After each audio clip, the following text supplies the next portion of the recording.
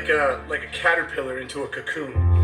You're gonna be alone, you're gonna be isolated, and you're gonna be doing a lot of solo drills, tons and tons.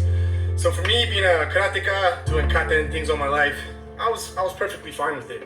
But I know that most people have a hard time dealing with the monotony of continuously repping out over and over again the 12 basic strikes with control, the 12 basic strikes full power, the shadow fighting, which is 54 hits. Now you have to struggle with memory, and then finally finishing up with all your basic blocks. So that cocoon that's built around you, when you finally burst out of it, you know how to strike with control, you know how to strike with full power. You can start putting together sequences of strikes like in shadow fighting, and you're able to defend yourself with your basic blocks from all different angles. So for me, level 1 is a cocoon that you're gonna enter a caterpillar and you're gonna come out ready to fly and take on the world. So I think a lot of the frustrations at first come from the lack of leg strength and mobility. So I always like to stress stances from the get-go. Level 1 is all about building the house from the ground up. So your footwork has to be precise, your pivoting, the way you bend your knees, the way you keep your shoulders over your hips, balance, power. All of these things come together to build the house that you're gonna upstairs start to work from. So you could be an amazing swinger of a stick, whatever, but if you got weak legs, you got weak stances, you have no balance, you have no stability, it's just a show. So for me, level 1, you build it from the ground up, get those legs nice and strong. So people, for the most part, that's why you get a lot of guys in the gym that got big upper bodies and these little chicken legs, because they don't like to work legs. It's grueling, it's painful, you walk funny for a few days, but that's exactly what it takes, man. You gotta have strong legs to be a hell of a martial artist. Yeah, so level 1, you're first learning to strike with control. Because if you take 100 people off the street and you say, punch me in the face as hard as you can, everyone's gonna do a good job. But if you take 100 people off the street and you say, I want you to punch as hard as you can, but I want you to stop right before you hit my face, a lot of people are gonna struggle with that. So control is number 1. So 12 basic strikes, full control is essential to getting that started. Can we see what those 12 strikes look like? So we first start on our basic form. Forearm is parallel to the ground, stick is always at a 90-degree angle. We only allow just a couple of inches or a couple of fingers at the bottom of the puño so that we can still rake and butt with it, but it's not going to be used against us to disarm us. And also, when we hold it closer to the bottom, we have more of a stick. Once we're in this position here, we're going to lead that right shoulder forward. Check hand is always shadowing the stick in case it's power coming in when you're defending. And you're going to be on the ball of the back foot, knees slightly bent. So you're in a position of mobility and you still have stability. So from here, 12 basic strikes, full control. Steady 1, coming to the side of the jaw. So anytime we think of the first 12 basic strikes, we're thinking of stick boxing, cebuano stick boxing. So I'm punching you in the face right now. Forward 2, I step forward, transition through my legs, I chamber on this side, bang, punch to the jaw again. Steady 3, now bring it back. Always maintain an elbow control and cover. So I don't want to be this way and exposing myself and also allowing someone to push me off balance into this pocket here. So always maintaining that power position. Bang, to the elbow, back 4, load again, other elbow. Forward 5, I guide through. Again, I'm in a position of power. My wrist doesn't bend. I'm not doing this kind of stuff right here. I keep it locked in, and now I pivot through the back foot to strike into the torso from here. Back 6, step back, clip, again, elbow cover. Now I'm going into the pec in the chest. Forward 7, guide. Now bang, coming into the side of the chest on this side. Back 8, I load. Now we're attacking either the groin or the knee. Forward 9, I stay low, chamber. Again, this is part of some of the stuff that a lot of people have trouble with, is staying low here and operating from this position to the knee. Back 10, come back this time. Same thrust, but now it goes up a little bit to the eye. So whether I'm going to the chest or the eye, this elbow cover stays and I'm still framed, ready to go. Forward 11, guide through to the other eye. Elbows are in, muscles are intact. Steady 12, I load, release the front foot, and then I transfer again. Punch coming up into the chin and the nose, and then back to form. Level 1 is about patience, perseverance. You're gonna be tested. You're gonna wanna go fast. You're gonna wanna skip a lot of things because everyone wants to bang sticks. Everyone wants to play like you see. That was the original allure of what we're doing. You saw someone banging, going fast, you're like, what is that? I want to do that. But unfortunately, and fortunately, you have to start from level 1, which will test your character, will test your perseverance and your ability to be intellectual about what you're doing. Because Balenta Walk, even though it's simple, simple doesn't mean easy. You got one stick, one concept, and that's to smash the head into a million pieces, but it all starts from the ground up. So pay attention to the leg work, the pivots, build your system all the way up through the body so that from head to toe, you're solid and you're ready to advance. Just to as we say a lot in the professional martial arts industry, disguise repetition. So if you see that your student is getting a little bored with level 1 with the monotony of just always training in the mirror or out in the open by themselves, then you can add an actual target location. So you would have your partner standing in kind of like a ready stance here, and then I would just use an actual physical human being to target. So from here it would look like this. So 12 base strikes, full control at a basic form. Steady 1, forward 2, steady 3, back 4, forward 5, back 6, forward 7, back 8, forward 9, back 10, forward 11, steady 12. So now what that does is it adds intent. So no longer are you struggling maybe if you have issues with creativity, you can't visualize someone in front of you. Now you actually have a human in front of you and you're now developing the intent. I'm gonna punch the jaw. I'm gonna punch the jaw on this side. I'm gonna hit the ribs. I'm gonna thrust this right through his floating ribs. I'm gonna come back and poke his pecs. I'm gonna come back and hit his knees or punch his groin. I'm gonna go for the eyes. I'm gonna punch him right in the chin. So now if you struggle with creativity, you have someone in your face that you can now see a visual, actual human to visualize what you're trying to do.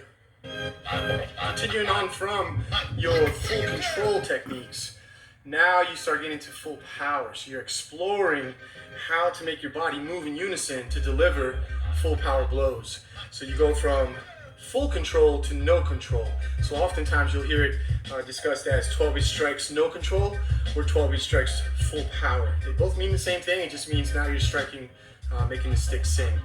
You're taught to, and this is really good advice for all level 1 practitioners, listen to the sound of your stick. If you're aiming for the head and the whip is happening somewhere around the hips, you're offline. Your intent is not correct. Your physiology behind the stick is not correct. So you want to make that stick sing in the appropriate place with the target selected for that particular strike. If it's not singing in the right place, you have to go back, troubleshoot, and figure out what's going on so that you can adjust and make it precise. You also have shadow fighting. So shadow fighting is now a combination of 54 hits, and it includes punching techniques. It includes full power strikes, and it's basically like a preset carenza. And then from there, you can mix and match and make it your own personal carenza.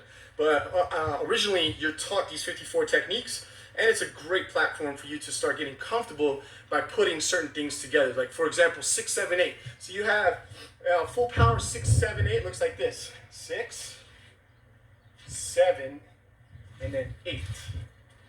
But when you do it in your shadow fighting, it should look like this. So all three come together. And so you start realizing, oh man, these moves kind of fit together. Same thing when you're working your punching technique. So you have your 1s, you have your 1-2s, which cross body, and then you have your 1-2-3s, which stay on the same line. So now you start combining the 1s, 1-2s, 1-2-3s with your strikes. You'll go here, here, here. And now all of a sudden you're like, wow, I can punch, I can power strike, and then come back with another double hit. So now it starts teaching you how certain strikes feed into another. Very similar to when you're first learning your boxing combos on mitts. You realize that a 2-3-2 just fits so nice together. So that's what shadow fighting is teaching you, how to put certain moves together so that they feel good, and you now have multiple strikes in succession. So shadow fighting, full control, and no control. Yep. And then you finish with your blocks. So we first start with your side-to-side blocks. So from here, you're just learning to pivot through the body, maintaining your bubble, maintain the stick alignment. So one of the things I like to always tell my level 1 guys is make sure that you're pushing through that pinky knuckle. It keeps that tip up. A lot of times, if you don't push that pinky knuckle, you tend to make the tip of the stick go down. And if it's a powerful hit, it'll slide down right to your hand and you'll disarm yourself. So you always push that pinky knuckle out, keeping this here. Making sure you're always tight. You never want to chase your sticks out here. You never want to break outside your own bubble. Because bottom line, if a stick's going to hit you, it's got to come to you. So you keep it very tight. One of the secrets to being fast is learning to draw straight lines between both sides of the body. So for example, if I'm standing and I do a side block here, and I need to get to this side, and I do this, well, that's a clear arc from point A to point B. But if we're to look at math and apply geometry, if I need to get from point A to point B the quickest, it needs to be a straight line. So if I'm over here defending and a stick is coming this way, I pull my elbow back, and it draws a straight line back to this side of my body. Ah, so the line is with a stick, not... Got it. My elbow facilitates it, because if my elbow stays stationed here and I turn, the stick arcs. See, Right. there's an arc. But if I'm here and I need to get to there as fast as I can, I pull my elbow, which draws my stick straight this way to here. And so now I'm able to block really fast from side to side, which is essential because later on things get super fast and you're going to get hit if you don't have these lines in your mind. So you have your side to sides, and then you also have your high, which you pivot through the center of your stick. So you don't want the butt end or the tip to get further or away from each other. You always maintain that alignment. And then when you transition to the other side, you pivot through the center of the stick here, which is alignment to your center line. So you're always guarded. Instead of going high, opening yourself up and then blocking again, you are constantly covered. Then from here you draw a line low, here low, and then center, center. So a great way to practice those is on a wall, where I can start from here and I go high, and then from here I rotate through the center of the stick, high, and then I gotta go low, so I draw my line this way, low, now I gotta go to this side, low, and then center, center, and then back to form. So it's a great way for you to maintain alignment of the arm and alignment of the stick from tip to butt, so that you're constantly drawing these straight lines, making you a lot faster because you're literally going from point A to point B in a straight line.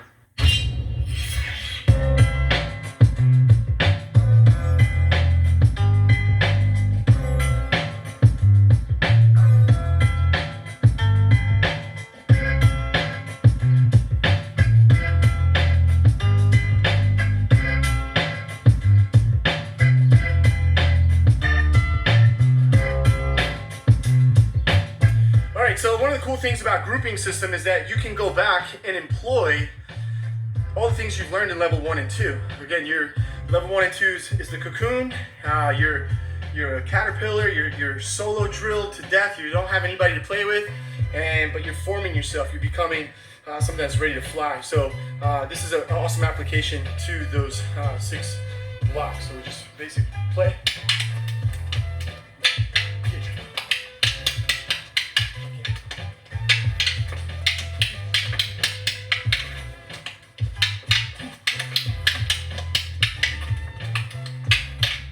So what just happened? So what I did was I set them up for the blocks. So it's basically, it's like sign language. You know, I let them know that this is what's gonna happen. So off this position here, I draw back and I position the stick already in that first block. So this is him knowing what's about to happen. So then I go. And what is about to happen? All 6 strikes. So I'm gonna strike down, down, up, up, center, center. He's gonna do his blocks from level 1. High, high, low, low, center, center. And then we continue our play.